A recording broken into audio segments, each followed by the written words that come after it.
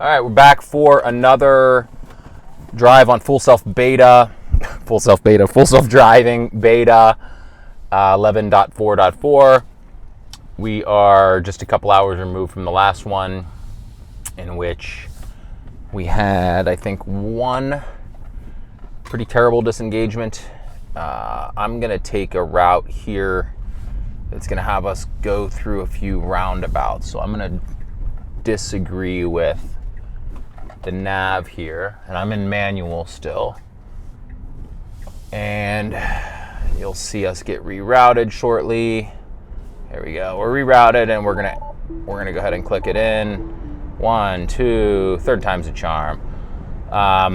One of the small critiques of the software, as you saw there, it took me a couple of times to get it to initiate.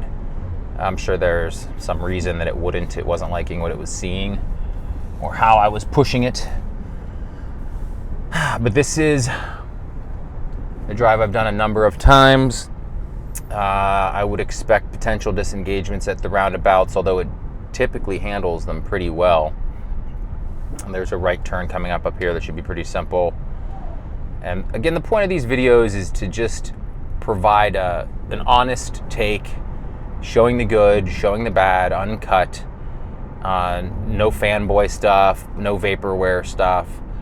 I'd mentioned this in another video, but it's always funny to me when I'm listening to a podcast or a YouTube video and someone is critical of the software, and I'm critical of the software, but they'll say that it's vaporware. You know, they'll say it's just never going to work, and Elon Musk did it as a stock pump to you know, I don't know, I guess raise money for the company that, you know, then goes back into the company. It's very, very, very strange that people insist that something that does work doesn't work just because it has a few flaws. I don't know what a good, actually, top of my head, a good analogy might be like a computer. Ever get a spinning pinwheel of death? On Apple, I'm sure people who have an iMac know what I'm talking about. Windows, I haven't been on a Windows computer in quite a long time, but I think on Windows it is an hourglass, maybe, spinning hourglass or solid hourglass, some sort of hourglass. I don't know. In any case, computer freezes up. Got to restart it. Got to Control Delete it. Got to do whatever you got to do. Does that mean, in fact, that the computer is vaporware? I don't think it does, right? Or else every computer that it's ever been produced at any point ever in the history of humankind would all be vaporware, because they've all had problems.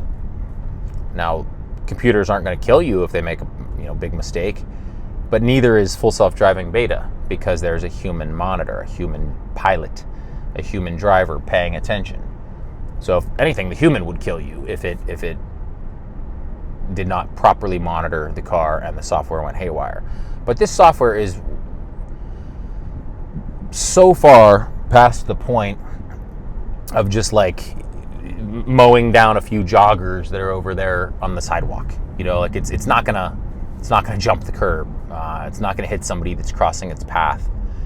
Speaking of paths, we are gonna approach the first roundabout, see how we do. No cars coming. It's recognizing, and pretty simple. Hopefully at one of these roundabouts, this route has a couple, we'll come into some traffic. Either, there's a car behind us, so maybe that guy, or oncoming traffic, or just something to see how the software handles it. Another roundabout in about a half mile. I like this stretch of road because it's curvy and it's fun to watch the computer drive. It's typically pretty safe and pretty empty, as you can see by the lack of cars passing us. Okay, we're approaching our next roundabout. We're in the right-hand lane, slowing. I thought for a second I was going to change lanes. I will note that in prior versions of the software, it did not slow adequately for these roundabouts. I mean, adequately is not a good word. It slowed, but not until like right when you were entering the roundabout, versus that was actually pretty good, where it just did what a human would do. And, it drove up to an appropriate distance and then started slowing down and then went around it. Now for this next, I'm going to manually, so I hit the left turn stalk. I don't think the camera is getting that, to tell the robot to switch lanes. So I just did that. I initiated that lane change. It's not a disengagement. It's actually another one of my favorite features, especially on the highway. I mean, mainly on the highway, where you just press the stalk as if you're putting your turn signal on, and then the computer moves the car over for you, and you don't have to think about it or turn your signal off or anything like that. But I wanted to see what would happen if we approach this roundabout from the inside lane. Now we have a cement truck coming. The software is just going to go. It's going to roll with it. Looks like the cement truck was just continuing on its path. So, all right, no problem. So yeah, now I'm going to press the stalk up, and you'll see how the car will switch lanes. It's showing us with this with this blue strip where the car is going to go, and then the car eventually just merges over. Yet another roundabout coming up. Pretty boring so far, passing another Tesla. I wonder if they're also a beta tester. I think only maybe 10% of all Teslas are beta testers, maybe less. It's giving me a nag. I'm hitting the wheel, going through this roundabout. Now there's a car approaching on our right. You see it here. Looks like beta just drove, no big deal. All right, another successful roundabout.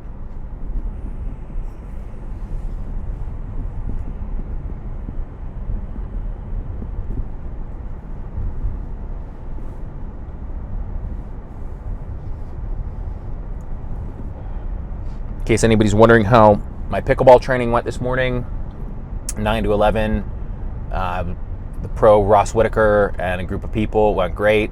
Big fan of the Pickle Shack, big fan of training, a lot of drilling, a lot of kitchen drilling, dink drilling, and that is the kind of stuff that that really everybody needs to practice, but myself especially, because in games you're not trying to practice those shots, you're just trying to hit shots to win. Okay, here we go, another roundabout. This township really loves roundabouts. This is a bit more confusing. So there's a school bus coming up. Are we going to yield? We're yielding. There's our stop line showing all these cars, and without any intervention, looks like we waited and we went. Again, I would love to see what happens when there's people in these crosswalks. I think crosswalks and roundabouts is a terribly dumb idea. Now I'm going to tell the car to get into the left lane by pressing the stalk down, and it's doing so to pass this school bus. And let's see how the visualization looks. Looks like a bus. It's pretty cool. Hey, bus. They're probably wondering who I'm talking to. Okay. So now we've just got basically 3 miles of straight southbound travel. So this is the easy stuff, but it's also where I have to defend the software, because this is most of my driving. Most of my driving is like this: to pickleball, to my kids' school, to the UPS store, to my kids' swim lesson or sports lesson, or to the postal service. Now this is interesting. So we're slowing down here for no apparent reason at a green light. So it just slowed down from 50 to 39 and now back up to 40. It definitely saw something that I did not like, just like a phantom slowdown, not necessarily a phantom brake. But that was interesting. So we're cruising at 50 here, and under this light does not look like we're having any issues. And now the car just initiated that, but then it went away. So it looked like for a second it put the right turn signal on, and then it went away. That was not me.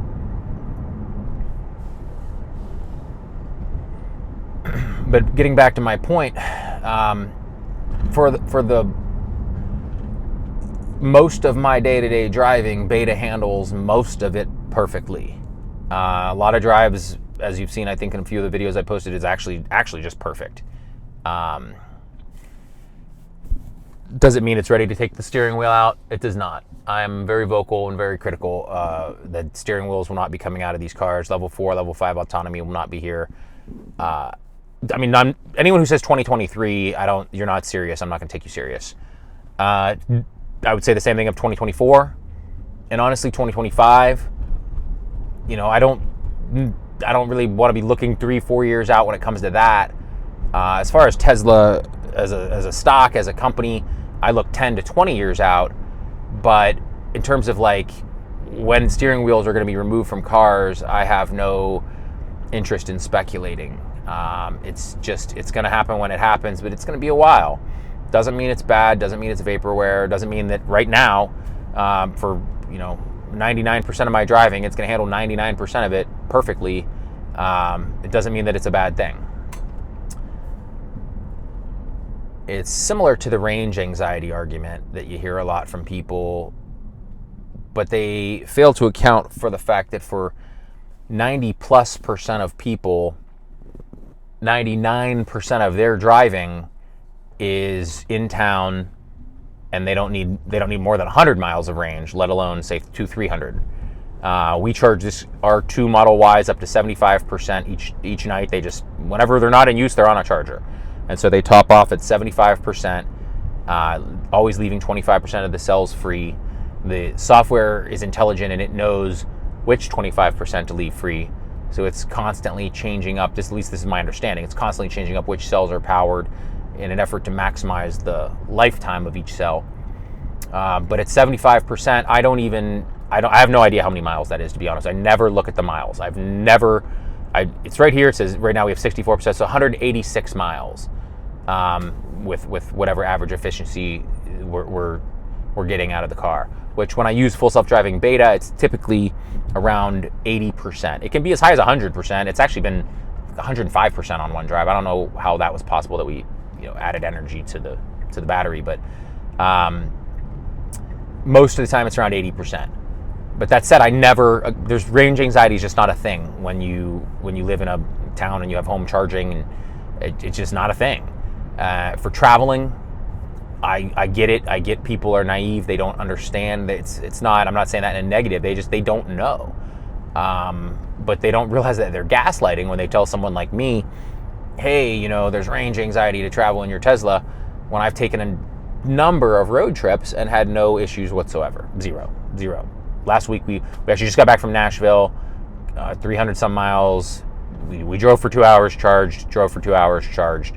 Drove for 2 hours, and we were at our hotel where we parked on a charger, and so our car was topped off. About to make this right-hand turn, see how we do. And our charging stops were scheduled to be about 15 minutes each time on that drive to Nashville, but we actually just hung out and stayed a bit longer with the kids. There was like a play place in one of the places that we ate. So I just took it out of beta because I had gotten to my destination. I had just put in like a local gas station. But unfortunately, or fortunately, I guess, no major disengagements, which I'm hoping to show more of those, because they do happen. The software is simply not perfect. But that said, it was a good drive, and ultimately, the software is on the right path. It needs to solve for potholes, roadkill, railroad tracks. I think that the suggestions of learning how to read signs that aren't just stop signs is a good suggestion. So I think it needs to become a little bit more intelligent. But we are using a beta software that's not even 1.0, and we are really, really, really, really, really in the beginning stages of this, which is why I don't think, again, it's going to happen anytime soon. I think, if it happens 10 years from now, in the year 2033, the first car with no steering wheel is produced, which I might bet the over on that, to be honest with you. But if it happens then, people will look back and they'll say, wow, Tesla, or presumably Tesla, whoever takes the steering wheel out, did this in under 20 years, under 25 years, whatever the number is. Looking back with hindsight in 2033, if we're able to say that, that's going to be a pretty short time frame. Took all of humanity thousands and thousands of years to develop a car, and then just 100 years to develop full self-driving, 25 years after the goal was set. It's pretty impressive. So hopefully this was educational. Hopefully you learned something. I'm not asking anyone for money or likes or subscriptions or any of that. I have no financial interest. I think that, I like all those guys and I subscribe and I like their videos and that's great. But I think that by showing the good and the bad and having no financial interest in it at all, it can't be accused of having a financial interest in saying something. When you don't take the money, they can't tell you what to do. So hopefully you learned something, and thanks for riding along with me.